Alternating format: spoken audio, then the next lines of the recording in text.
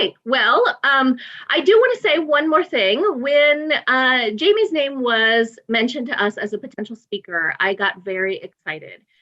As you all know, I've spent most of my time doing research in Latin America, and while I could tell you all sorts of things about the Mapuche tribes of Chile or the Machigenga in Peru, I knew very little about the Nez person, about Idaho, embarrassingly little, actually. And so I've taken this opportunity to do a whole bunch of reading. And Jamie's talk is one I've been anticipating because I finished Elliot West's book about the last Indian War over Christmas. I've been reading a lot about Keystone Nations as managers of salmon and this collection about salmon across the Pacific world, so including Russia. And I know many of you are also eager and interested to think about species-free introductions and to think about tribal self-determination in this context of public lands. So I'll go ahead and turn the rest of the introduction over to Daniel and say welcome to Jamie. Remember our 3 rules. If you're not talking, please be on mute.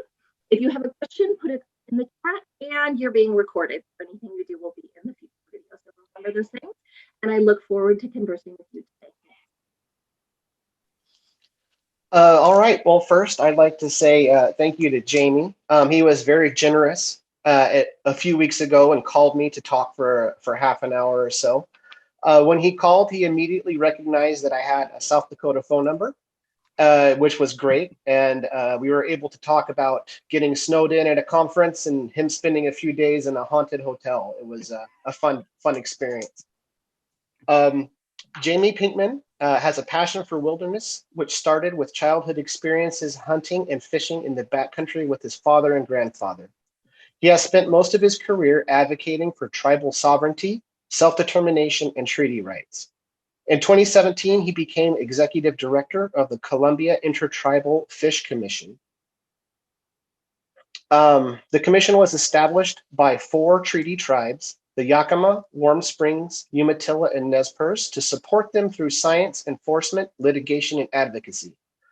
Prior to joining the commission, he was vice president of the Bush Foundation in St. Paul, Minnesota, leading and designing and implementing their program to support tribes across North Dakota, South Dakota, and Minnesota, and redesigning their governing systems. From 1990 to 2002, he was at home with the Nez Perce tribe, where he was elected twice to the tribe's governing body, successfully retaining the position of treasurer. He was elected twice, and he oversaw this as the tribe was launching into gaming. He has also led the tribe's natural resource program and was involved in salmon restoration, water rights, wolf recovery, and land acquisition. He has served on numerous boards representing conservation, education, and tribal interests, and currently serves on the boards for American Rivers, the Wilderness Society, and the Native Arts and Culture Foundation. He has a forestry degree from Oregon State University and received an OSU Alumni Fellow Award in 2007 and College of Forestry Outstanding Alumnus Award in 2004. He is also a graduate of the Washington State Agriculture and Forestry Leadership Program. He enjoys hunting, fishing, hiking, and when he times his trips just right back home to Nez Perce country, he can be found sitting around the drum, singing the old songs in the old way. I have to admit that that biography was provided by Jamie. He sent me a copy, and I couldn't do any better. So I had to give that one. Please welcome Jamie Pinkham. Yeah. Thank you, Daniel. And regarding my resume, I'm spending my life trying to do better, and I hope I will succeed. Let me say thank you for the invite, and I need to start by reflecting on my friend, John Freemuth. You know, when I was elected to Tribal Council, I was recruited to be on my very first Andrus Policy Center forum. And I guess my performance was good enough that Governor Andrus and John invited me back for another and then another. And so this friendship with John began to emerge. And I think back, when I look back at my time with John and with Governor Andrus, you know, they helped me in shaping my perspectives as well as shaping my confidence around public lands issues in particular. And looking back, I even feel that their panache, and they had this unique characteristic about them, and that panache even rubbed off on me to feel more confident and open to begin reaching across, building bridges with uncommon allies. And looking back, I reflect with honor on my friendship with John. Well, let's start with the looking back place. For those of you who are familiar with the Columbia River, this is a picture of Miller Island. And Miller Island sits at the intersection of the Deschutes River, which comes in from the left on the Oregon side into the main stem Columbia. And years ago, I was on Miller Island with Otway Johnson Meneinik, a cultural leader from the Yakima Nation. And he and I were leading a fundraising excursion back when I used to work for the Trust for Public Land. And it was a fundraising excursion with people who have a soft spot for both land conservation and Indian people. And at one point on this hike on Miller Island, Johnson pulled me aside and he told me to turn around. And turning around, he pointed upriver and he asked me, what do you see? And, I could have answered Johnson in this way, in describing the view. But knowing him, that was not what his question was. His question was about a story of people and place. And actually, it was my story, braided with an ancient story. And if you even boil that down even further, his question was this: do you know who you are? And I find myself at more of these looking back places, including virtual classrooms like this one. So let's start by turning around to the time of the great change, the time of beginning. And this picture, if you're familiar with Lewiston, Idaho, this is just up the Clearwater River outside of Lewiston. And I had to crop this picture because this is where the Great Change occurred, but just south of the picture is where our larger tribal casino sits. And I didn't want the casino to be in the picture because while it reflects some change in the tribal community, it's not the great change I want to talk about. But if you look at these bluffs on the north side of the Clearwater, according to my grandfather, there was a time long ago when the animals could talk. And the Creator called the animals together to this spot to tell them a great change was coming.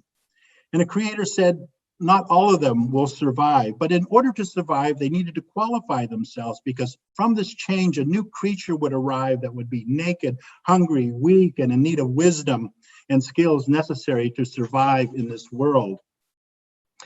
And one by one, the creatures appeared before the Creator to qualify themselves. And the very first, salmon has always been first. Salmon was the first to appear and testify to the Creator, saying that its flesh would provide food. And Creator agreed, and salmon qualified. Even wolf came forward and said, I will teach them of the natural constitutions and how to function as a clan.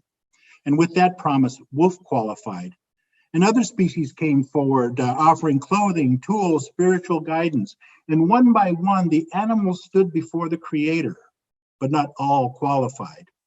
And according to my grandfather, there was a time when all the animals of the land and sky and waters came forward with a promise. And as different as they were, each answered to the call and committed to this common purpose. And this agreement between the animals and the Creator, this is actually the very first treaty upon this land. And so when the great change occurred, the human beings, the Nez Perce, arrived in this world. And as promised, the animals cared for us to the best of their abilities. But however, the animals could no longer talk. So according to my grandfather, the Creator gave voice to the human beings to speak and act on behalf of the natural world. And this story has been told and continually retold for over 13,000 years, which is a testament to its authenticity. And it's important to recognize that salmon has always been first, and it remains the first. It was the first to testify, the first to qualify, and it's now the first to appear in the springtime to help nourish us out of winter.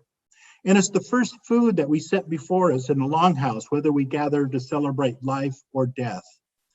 And so according to my grandfather, that was their time, and today it's our time. And as different as we are, it's our time to make the commitments, to act and to speak and to learn. It is our time to become qualified.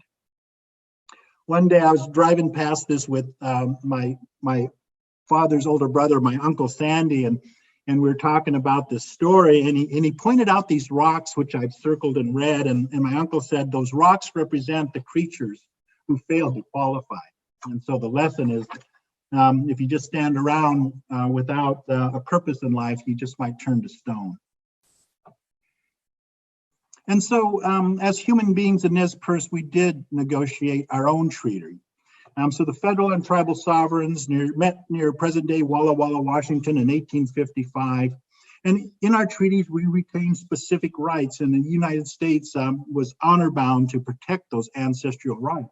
And I want to share this one in particular because it's pretty significant.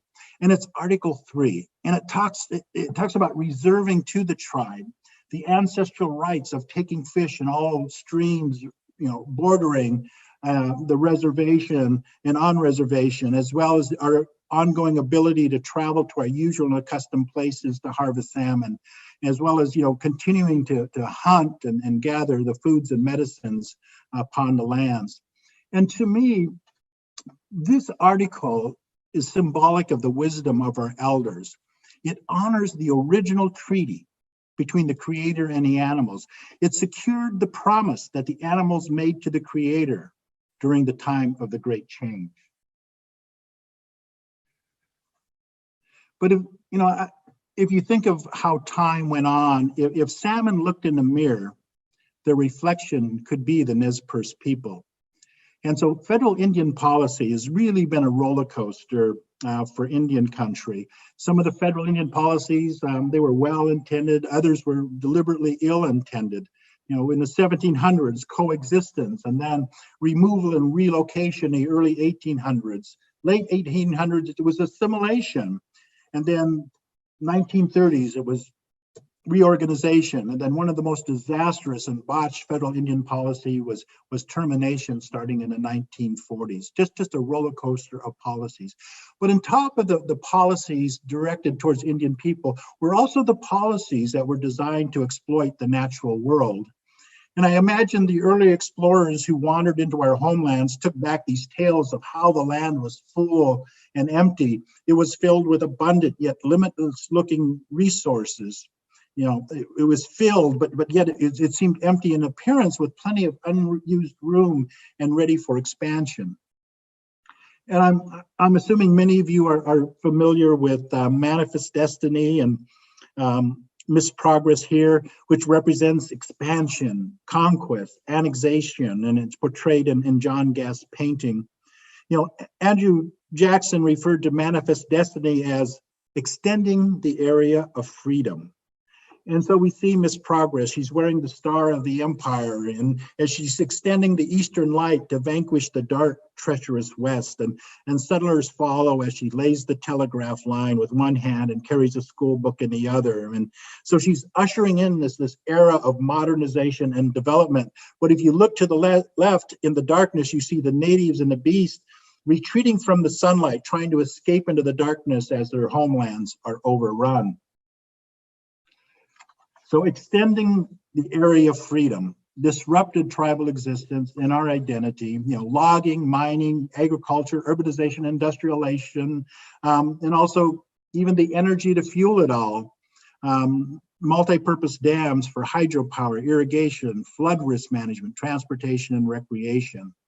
And so we see this rush of this indulgence that outstripped nature's capacities, and tribes, we were displaced from our homelands and clustered on parcels of reservations that shrank over time. And, eventually the early explorers, that they proved right.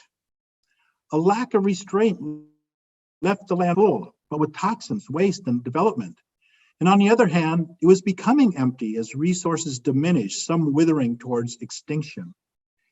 And salmon was the first to qualify, and salmon was also one of the first to feel the harsh reality of Manifest Destiny. If you look at this graph here, at treaty times in 1855, almost 17 million salmon and steelhead returned to the Columbia River.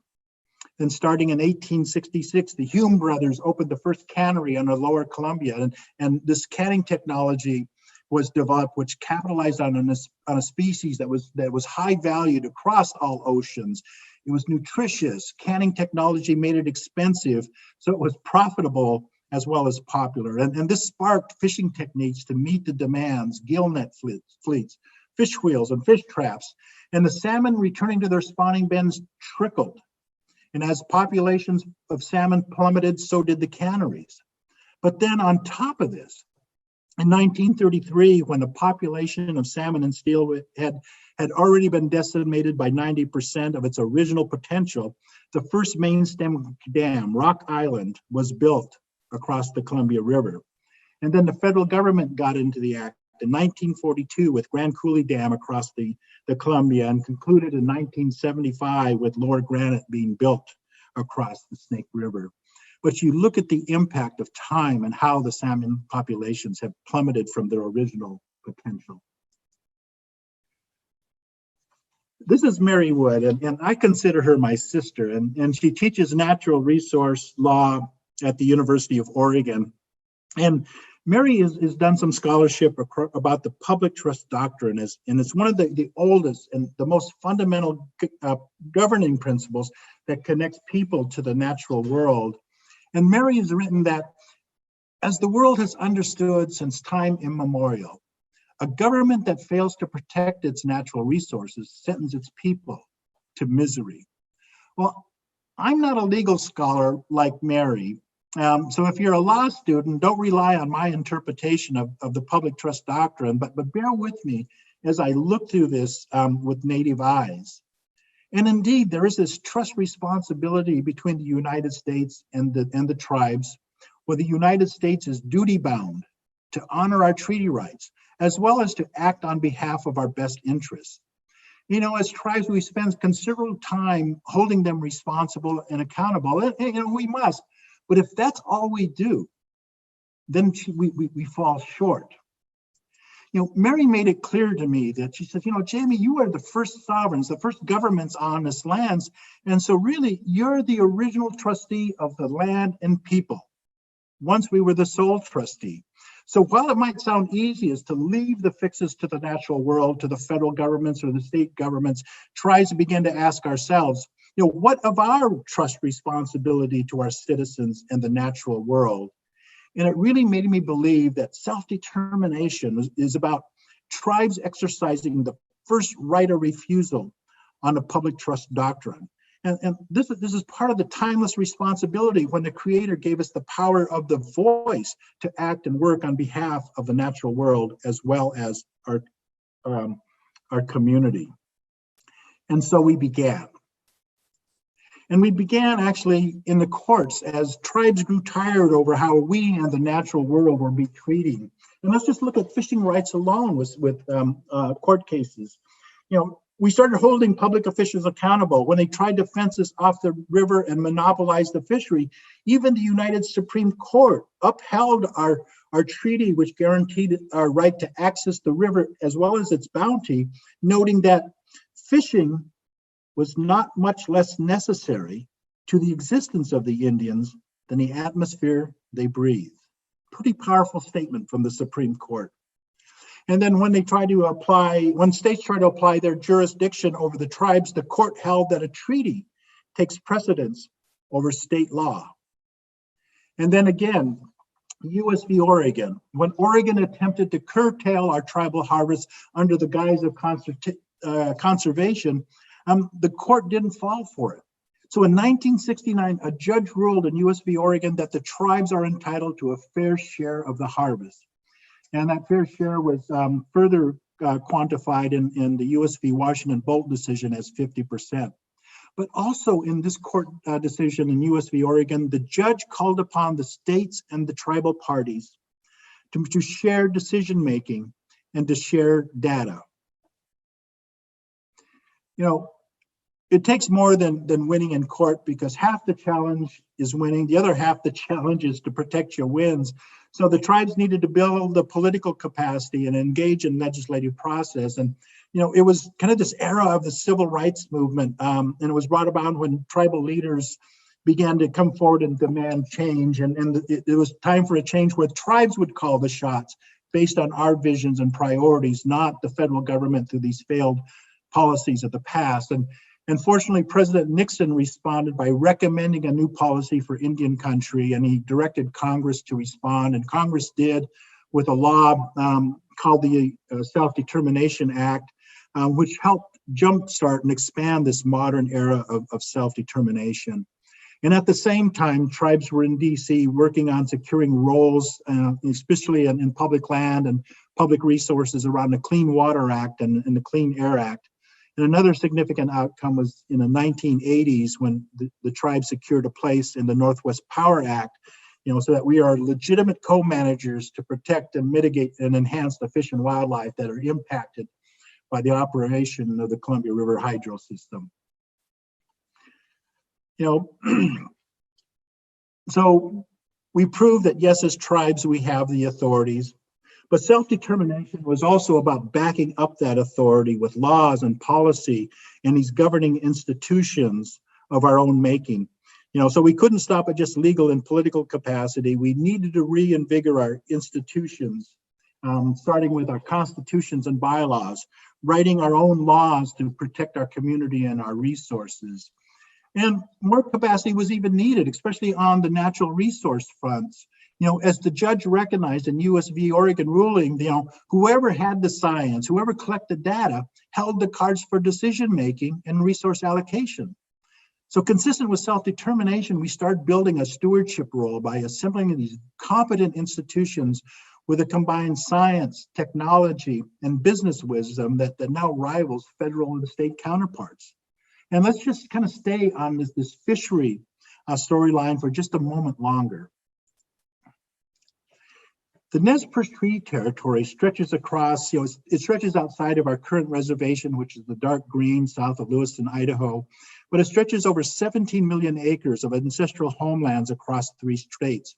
And our treaty rights recognize our ability to access resources across that ancestral territory to this day. And it also extends even further, where we could come down the Columbia River, collect lamprey in Willamette Falls in Portland, or even travel to the plains to hunt bison, which we still both do to this day. So salmon has always been first. The Nez Perce Fisheries Program is one of the largest tribal programs with office spread across our ancestral homeland. And we conduct research, submitting our work to scientific scrutiny and to public academic institutions. We partner with public, private, and nonprofit organizations to restore watersheds. For example, this Forest Service project, where we provided funding and expertise to restore the word crooked to the Crooked River outside of Elk City, Idaho. And the Crooked River was straightened out when the gold dredges churned through them. We also have a creative artificial production system that is not just designed for artificially producing fish for harvest, but to look at how we can use this technology to prevent extinction, as well as to help in boosting reintroduction programs. Creative things like steelhead. Steelhead in Idaho is a prized fishery, and the dams were built that for only juveniles, or for adults to go upstreams and juveniles to go downstream. They weren't designed for adults to go downstream. And steelhead are multiple spawners, but they need to get back to the ocean to recondition themselves. But since they can't pass through the dams going downstream, our biologists capture them, recondition them in an artificial environment, but then release them into the wild habitat so they can continue to spawn again. Additional creativity. When I was with Nez Perce Tribal Fisheries, we were collecting the male gamete from wild salmon, so at least we could preserve half of the genetic equation for wild stocks.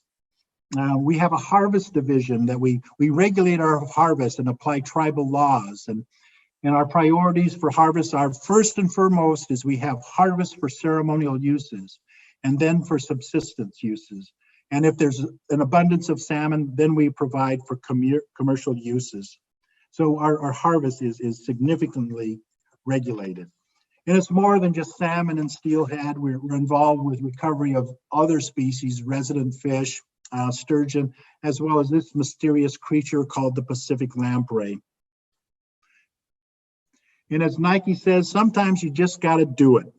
And so we've had to forge past objections, including objections from the states, and our vision to recover all species to all streams.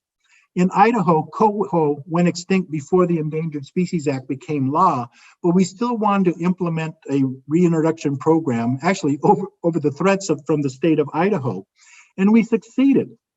And today, tribal and non-tribal individuals, they benefit from coho in the Clearwater River. And we also repeated this feat years later in the state of Oregon when we reintroduced coho to the Lostine River. And our program, our fisheries program, has received many accolades, including Harvard University's JFK School of Government's Honoring Nations Award. And this program recognizes and celebrates examples of good governments.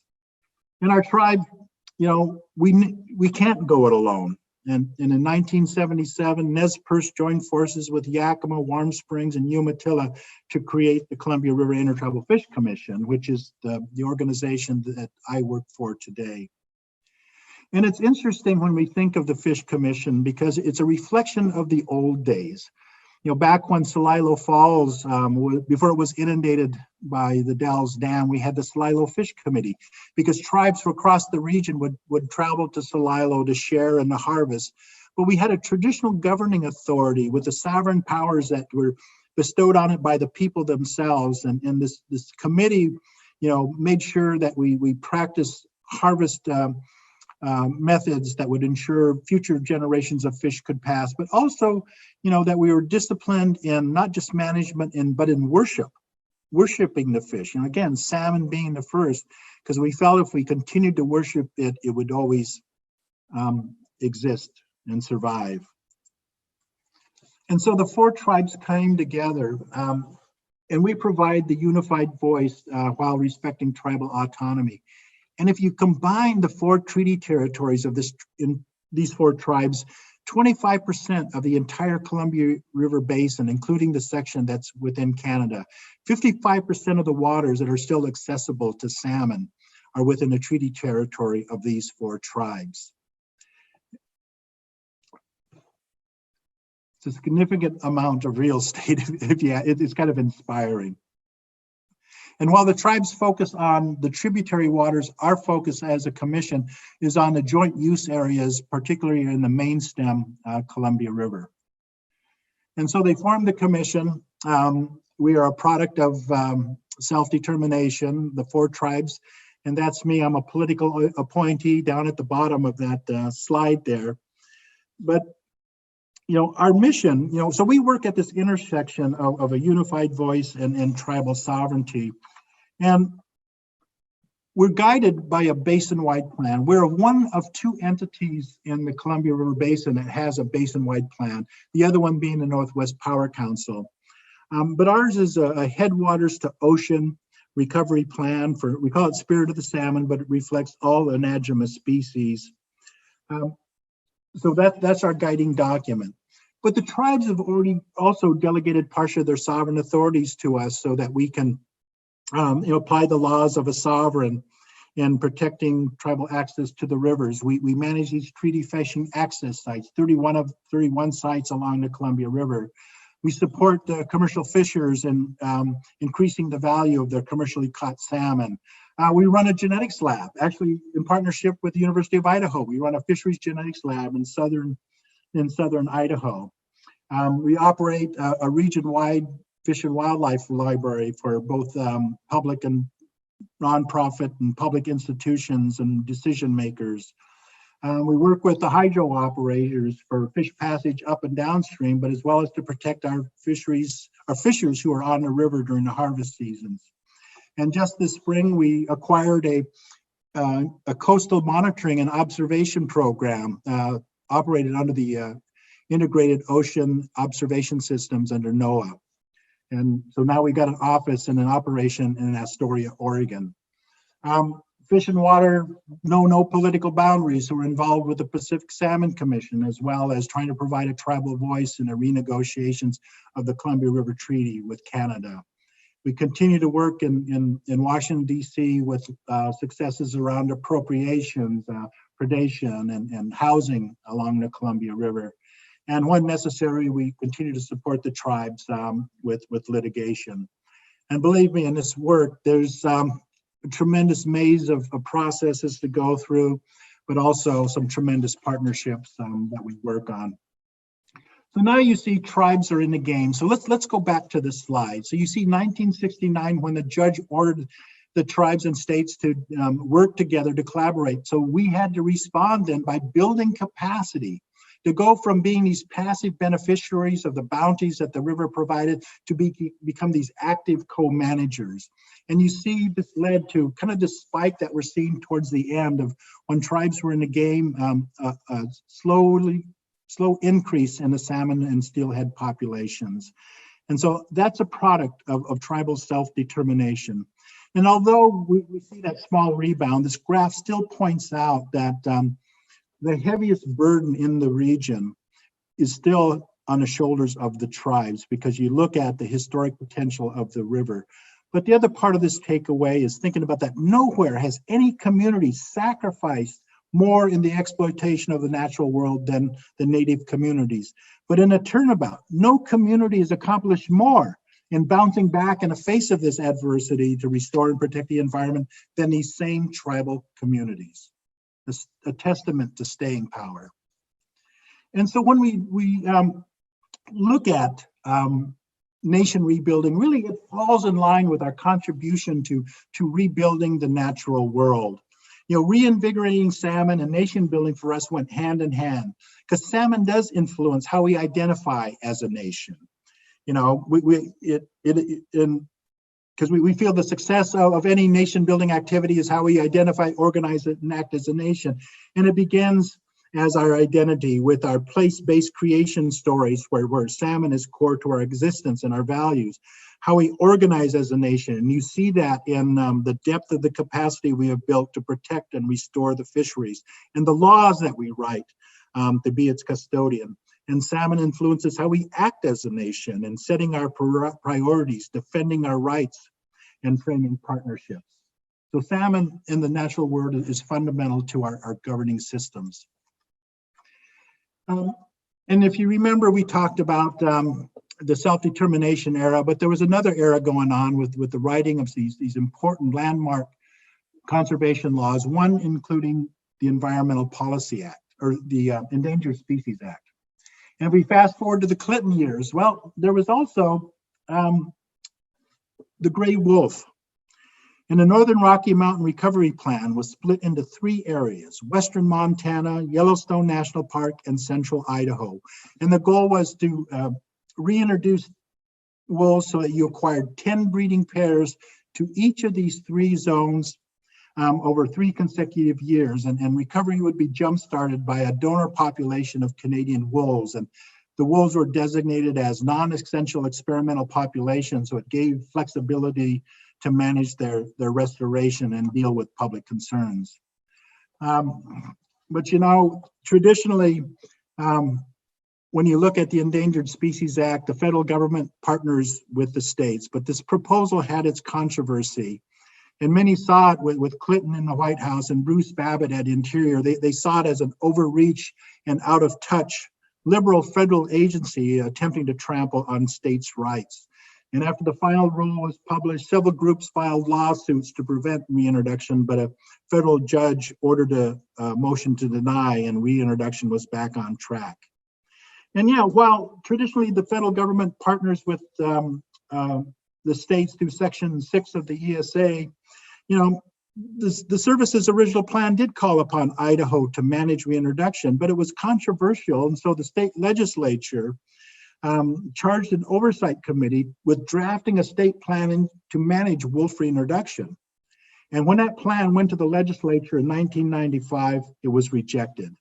And so the feeling that state involvement was now foiled, and some believe that without state participation, this damn nonsense about wolf reintroduction might just go away.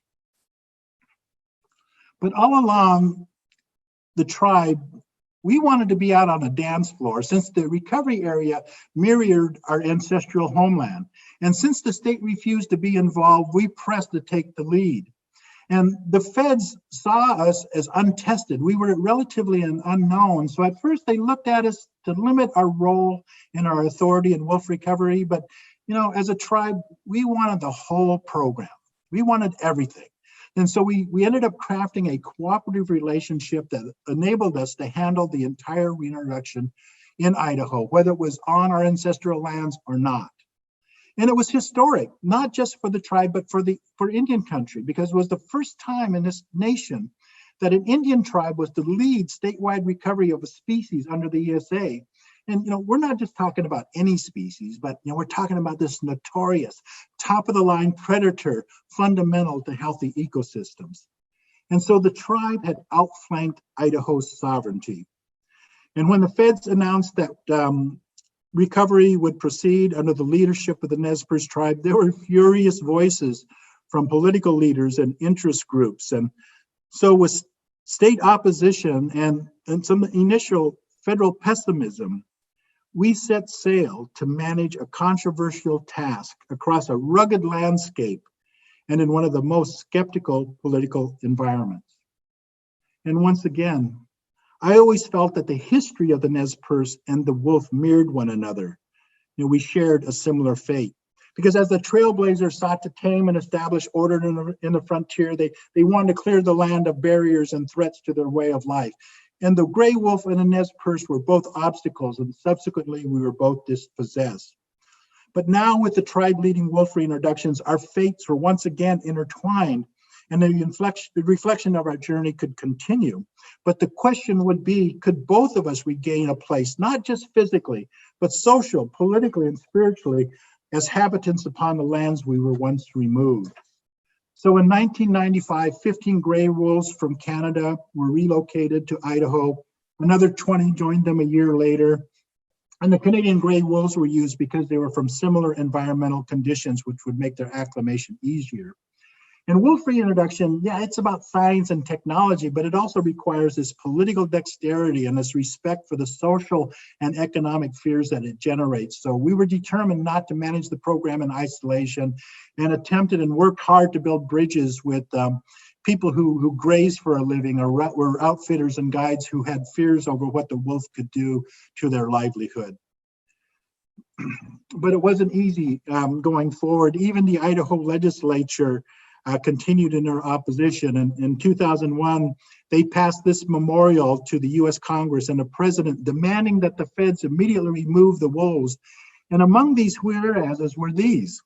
They said it's clear that the feds don't manage wolves, rather they intend to manage citizens.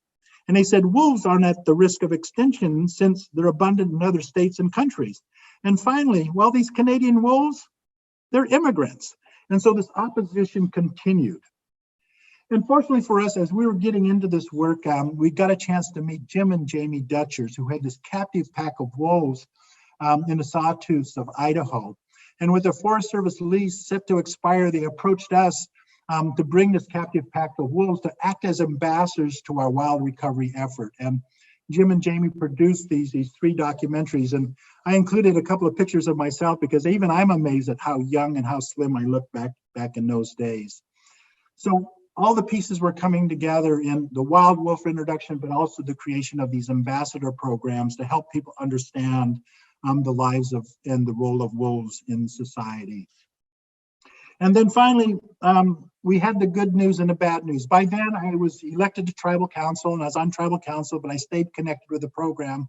And our leaf wolf biologist sat down with me. And it was important for us to keep track of the wolves by radio collar them. Every time there was a new wolves born, we did our best to go out there and put radio collars on them so we could track their movement. And it was important that we do so we could share information with livestock owners as the wolves wolves moved across the landscape. But the abundance of the habitat led to a population boom. And so the chief biologist said, I've got the good news and the bad news. What do you want to hear first? And I said, well, Kurt, tell me, what's the good news? And he said, the good news is this. Wolves are recolonizing Idaho faster than we thought. Well, that is good news. I said, what's the bad news? Well, the bad news is wolves are recolonizing Idaho faster than we thought. And so simply, the surging population was outstripping the federal funds provided to us to monitor the wolves that were dispersing across the states and now across state borders.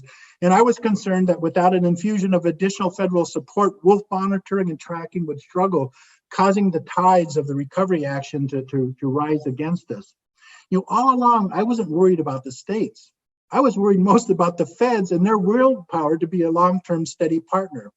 And so we went to the U.S. Fish and Wildlife Service in D.C. asking for more funds, and they pointed us to Congress and said, go find it from the appropriators. And so we knew we had to walk a bipartisan line and getting support from the state of Idaho for more wolf reintroduction dollars, and met with Governor Phil Batt, just a grand gentleman who I deeply respected. And I remember sitting in the governor's office and asking him to support our need for additional wolf recovery funding. And he said, Jaime, I don't like the damn things, but as long as they're here, let's do a good job of tracking them.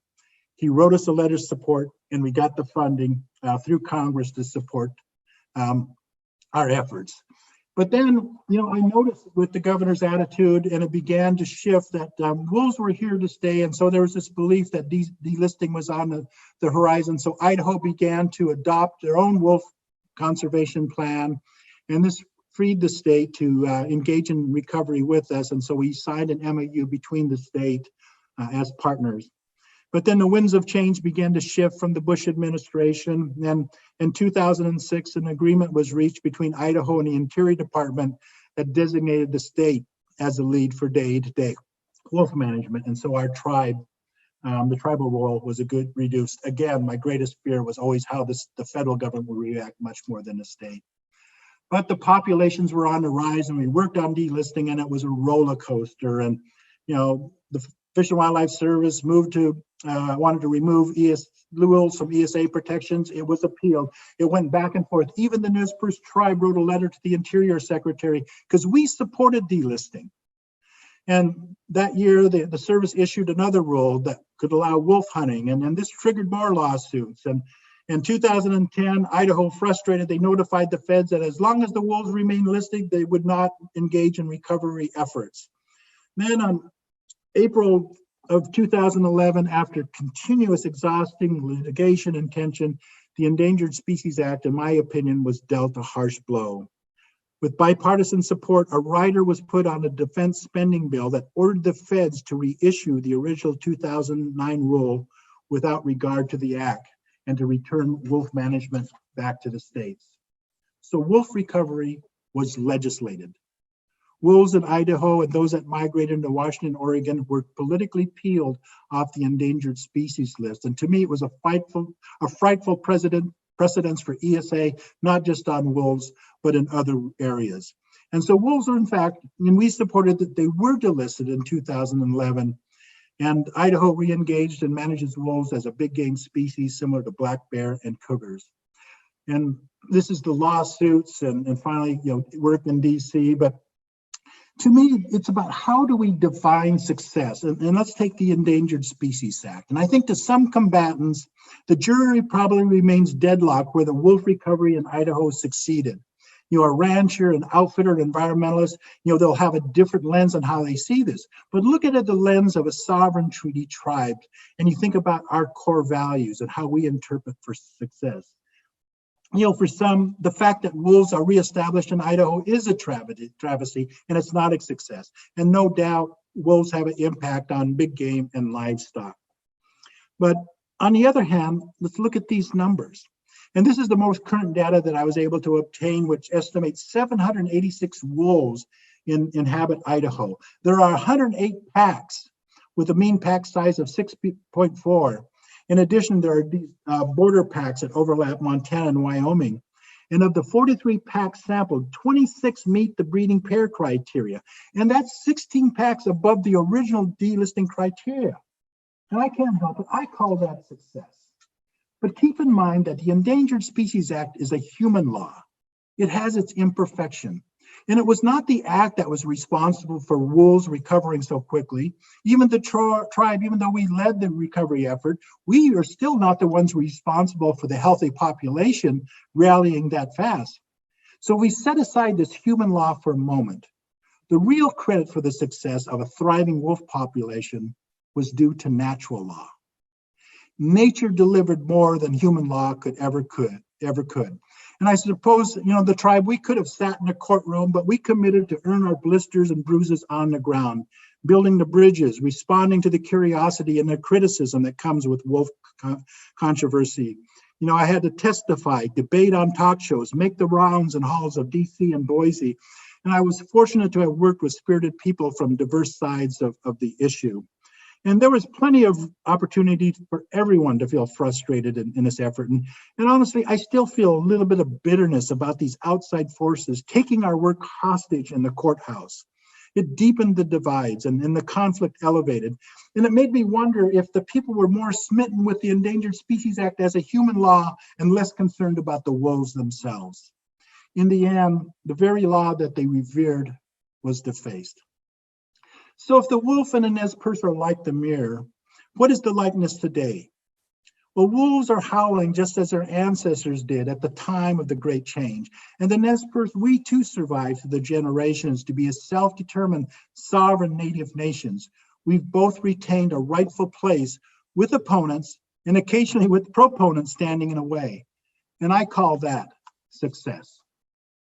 And to me, wolf recovery would make the highlight reel of my career if I ever had one. And this work isn't easy, and sometimes you need to be creative in finding effective strategies to protect the landscapes. And here's one that we call hostage taking. One project that I encountered when I first moved home was a federal proposal to eradicate common crapina on the reservation. And the federal government came out with a plan to broadcast a herbicide to take care of common crapina. And in our public comments, we said, well, we're concerned because of the impact to our traditional foods and medicines that are collected on these lands. And, the federal government, when they wrote up their environmental assessment, they recognized, there's this risk from our collection and the herbicide they planned on using. But the federal response in the assessment, it included this admission. Now listen carefully to this. And they said, exposure is possible during spray operations to workers and the public if areas are not closed to use. Unless areas are posted, the public may be exposed on a repeated basis to residues and plant materials gathered in the treatment area. However, public use would decrease because each treatment should result in fewer plants surviving that are commonly collected. So do the math in your head. If the government repeatedly applies the pesticides, they would successfully destroy the foods and medicines we collect. And if those foods and medicines are destroyed, well, there's nothing to collect. And if there's nothing to collect, we're not out there collecting them, and thus we are protected from harm. Damn it, we took a hostage on this one. And there was a great deal of embarrassment from the feds as well as the states. And so from that, even the state gave us this little tiny grant, $10,000. And from that $10,000, a grant was given to us to find alternatives to pesticide use. We turned that tiny grant into the Biocontrol Center to come up with alternatives to herbicides in treating the noxious weeds that are spreading across the country. We have also participated in shifting water quality standards by doing consumption surveys and fish contaminant surveys. And the result of our studies just for our tribal members show that, we consume 6 to 11 times more than EPA's national average. EPA uses 6.5 grams per day in setting water quality standards. And that's what fits on a cracker, but our tribes eat more fish species in different parts. And out of the survey, 92 different contaminants were found in the fish, PCBs, dioxins, and mercuries. And so especially our children, women of childbearing age are the most at risk of getting cancer from this.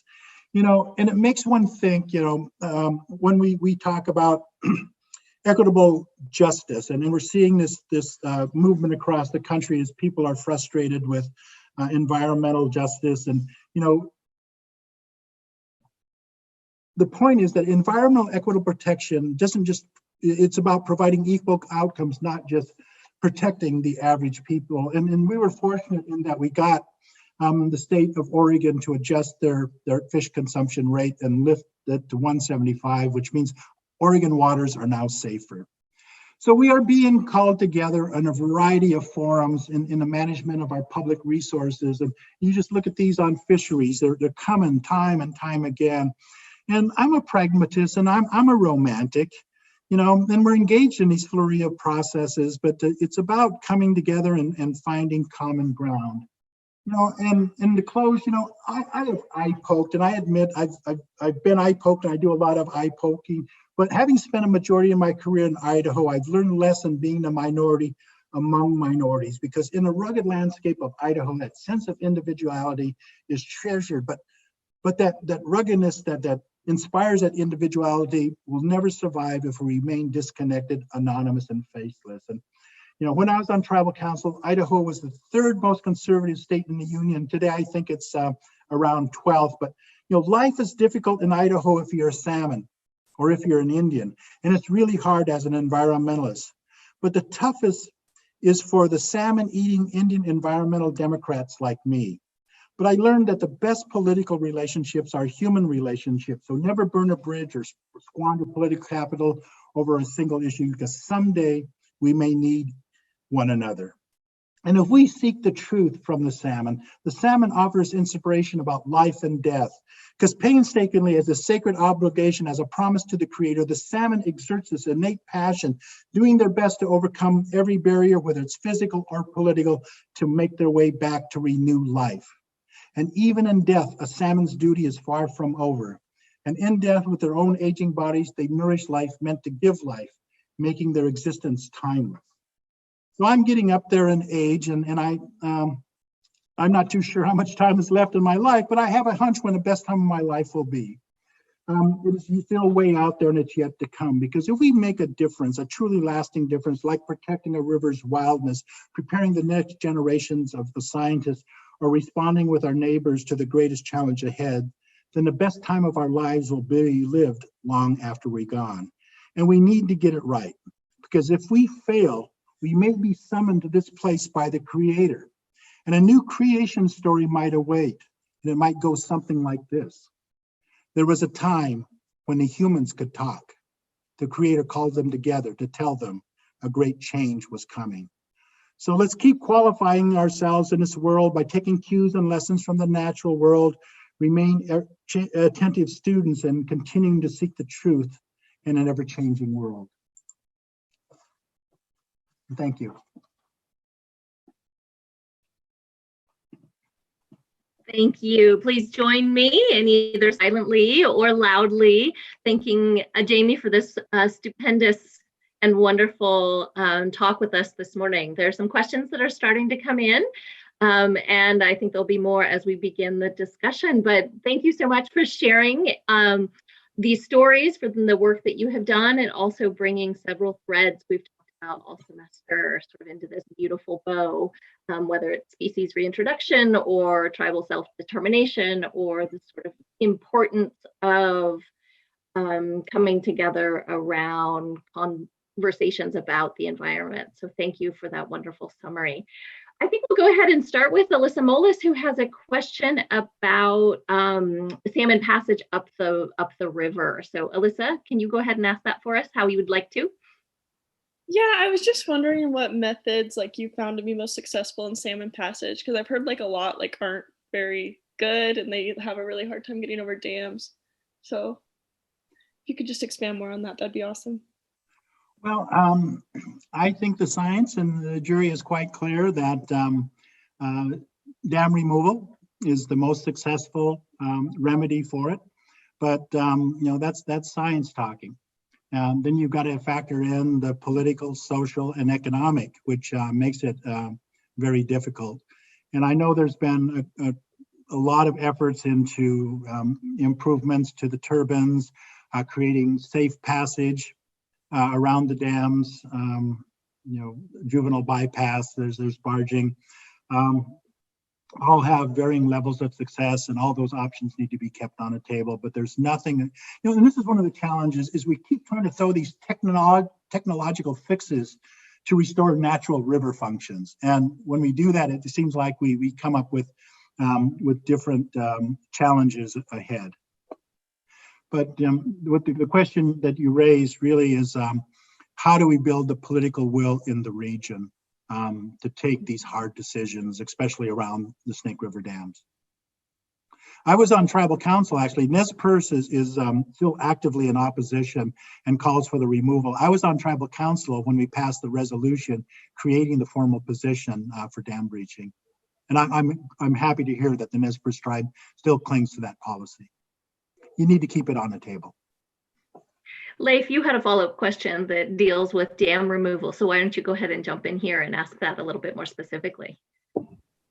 Yeah, so I've been following kind of the dam removal projects that have been taking shape the last few years, like the Elwha and now the Klamath. And a lot of those movements are gaining a lot of support, but given that they're relatively new and maybe we're not seeing those crazy numbers that can convince people yet, what case studies do you guys reference? Because the science is really conclusive, but I think sometimes when trying to accomplish something, a case study or like a specific example is easier to convince people. So which case studies are you guys referencing right now when trying to convince people on those issues? Yeah, I think Elwha probably provides one of the best case studies, what happened with the Penobscot River. But I tell you, in the debate with what's going on in the Klamath, I think that's a game changer for conversation, because we're talking about multiple facilities and opening up a wider range of habitat as compared to the Elwha in the Wind River too. But the other challenges too is in working with Congressman Simpson, and he was at one of the Andrus forums that I participated in, and he's starting to ask these very challenging questions. And, how do we, accommodate the other concerns of what the dams do around flood risk management, irrigation, transportation, recreation, and other factors too. And as a tribe, we've felt the significant impact of those losses, and we wouldn't want to wish that on anybody else. We know the pain of that. And so by removing those dams, we know somebody's going to carry that pain, and it's a pain we don't want to wish on others. So we are demanding that there be something to help the communities in making that transition.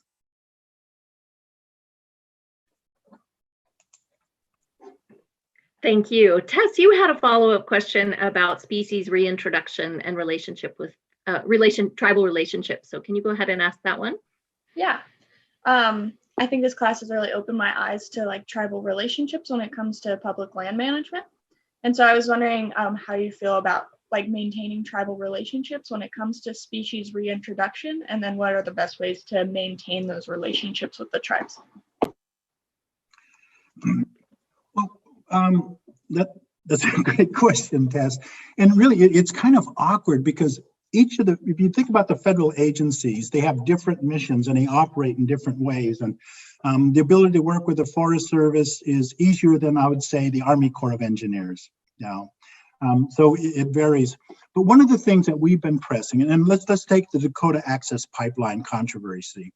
I wrote an op-ed with my friend Jaime Williams of the Wilderness Society that we said that was a controversy that did not have to happen.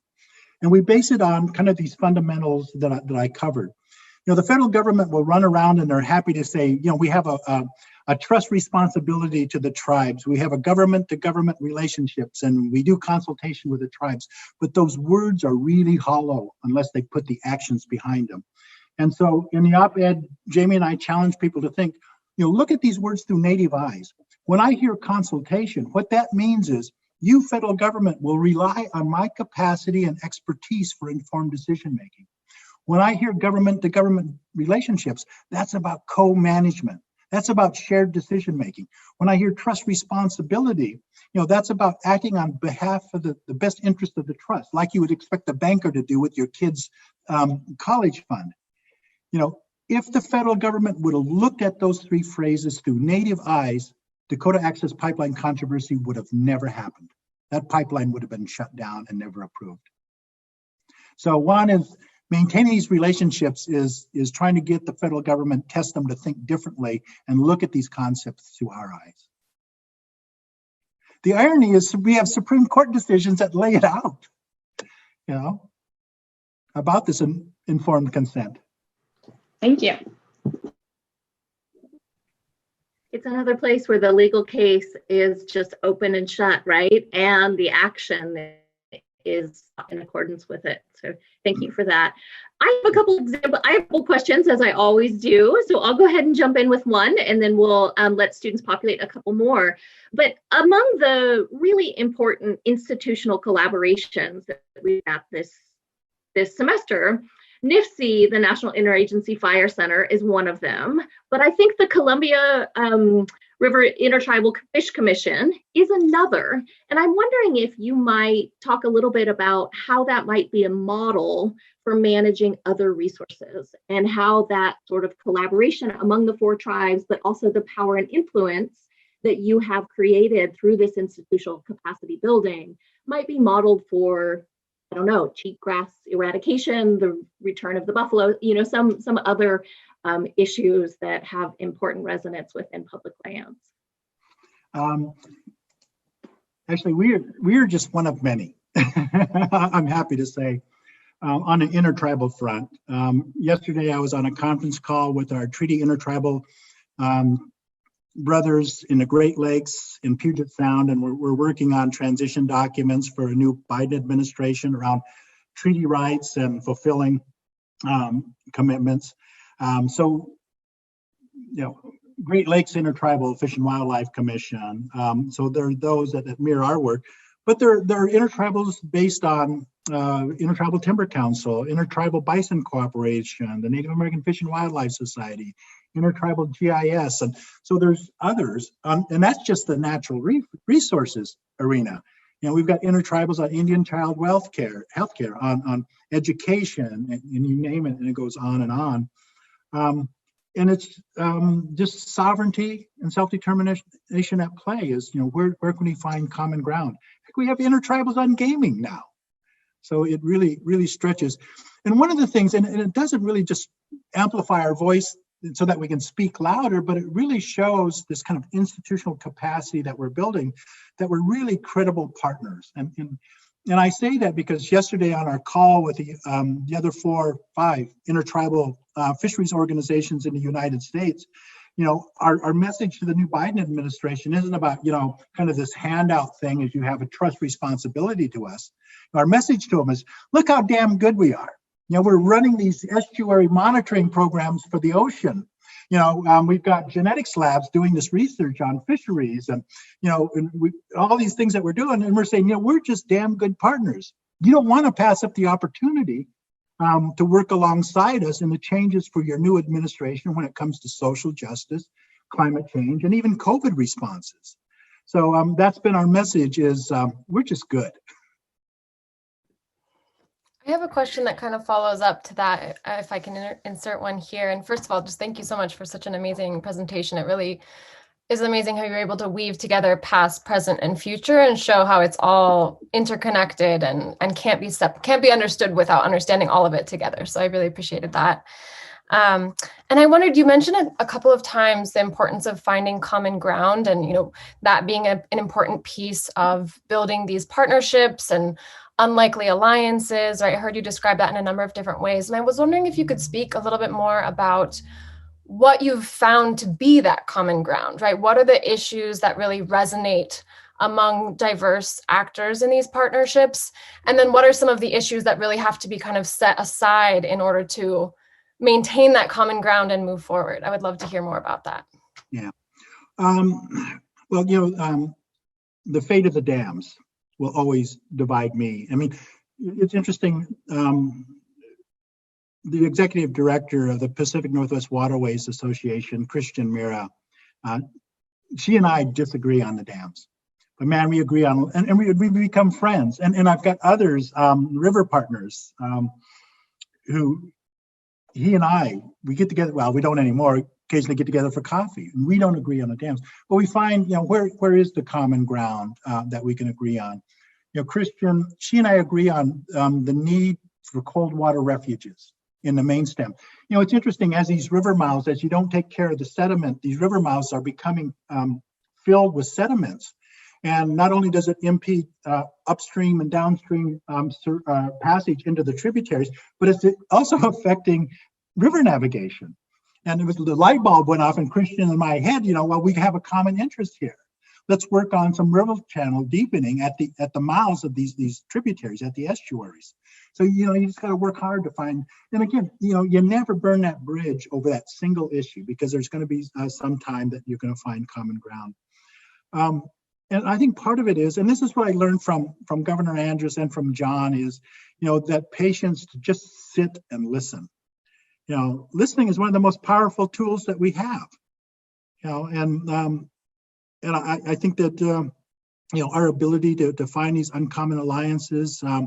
We've partnered with utilities, Washington Water Power, Vista Corporation, partnering with them on a long-term agreement, becoming long-term partners, and so I think it just takes a willingness to be open. And some people have said, reaching out to these partners, especially if they're non-governmental, if they're not state or federal, is an erosion of our sovereignty.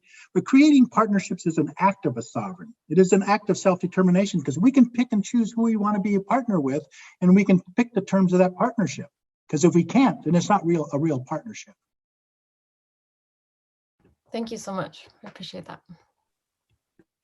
Thank you. Stephanie, you have a question about the fishing limitations and I think the catch populations in general. So would you go ahead and ask that for us? Yeah. So you talked about fishing limitations being in place in the past to ensure management and the worship of salmon on the Columbia. Do the tribes have any say in limitations currently? I'm not a fisher person, so I don't really understand limitations. To my knowledge, you have like a certain amount you can catch, but do you guys have any say in those limitations, who can fish and how much can be harvested currently? Yeah, we do. We do projections at the beginning of every year for each species of fish and the timing of them. And we work with the states and the federal government on what the estimate of the return is going to be. And based on those estimates, we do our allocation, and it's a 50-50 allocation for once those fish pass the mouth of the Columbia River. And so the states are allocated 50%, we're allocated 50%, and it's up to us to determine what the fish will be used for, the timing, and the kind of equipment that we use. So we do that allocation, but also, Stephanie, we're involved in international fisheries because we are the breadbasket of these fish, raising them in the headwaters of Idaho, and they go off into this other country called Alaska and Canada. And so we're working through the Pacific Salmon Treaty on an international treaty to regulate the ocean harvest so that we make sure that we have our returns that we need for the Columbia. And reproduction is always the top. We need plentiful to replenish the natural habitat as well as the hatcheries. And after that, we determine what the available harvest level is. Available harvest, we split it 50-50, 50 to the states and 50 to the tribes. Then the tribes then further subdivide that, down into amounts, fishing seasons, fishing gear, and so forth. Thank you.